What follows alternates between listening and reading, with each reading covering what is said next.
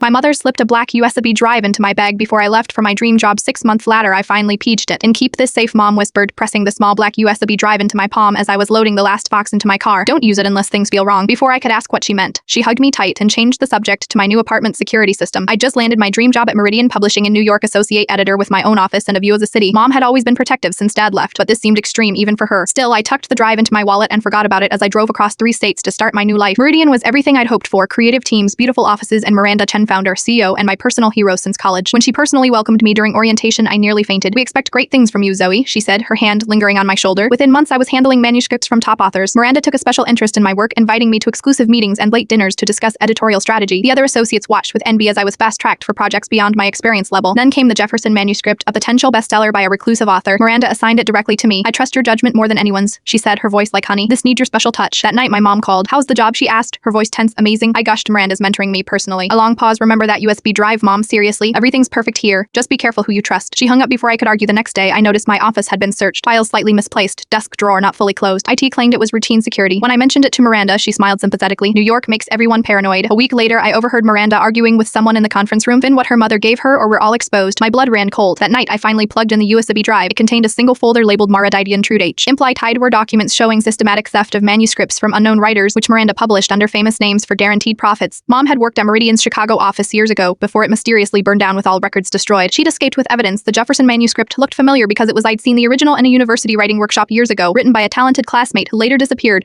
The next file was a video. Miranda at a cafe with the publishing director. "The daughter knows nothing," Miranda said. "Ellen never told her what happened in Chicago. We'll use Zoe to legitimize the Jefferson manuscript, then discard her like her mother." I was being set up to take the fall if the theft was discovered. When Miranda called me to her office the next morning, her smile never reached her eyes. "Zoe, I need the final edits on Jefferson by tomorrow. And has your mother sent you anything recently? Old files, perhaps?" I smiled back. "Just some family photos." That night, I sent copies of everything to 3 journalists, the FBI's literary fraud division, and the original authors I could identify. Then I forwarded it all to Miranda with one line: "I am my mother's daughter by morning." The story broke across publishing news. I watched from a train heading home as Miranda was escorted from the building. Mom was waiting at the station. "I am sorry," she said. "I couldn't warn you directly. They were watching me too closely. You taught me the most valuable lesson. Sometimes the mentor you worship is just setting you up to fall in their place." The publishing world recovered. The stolen authors received justice, and I started a small press dedicated to discovering truly new voices, because the most powerful stories are the ones that haven't been stolen.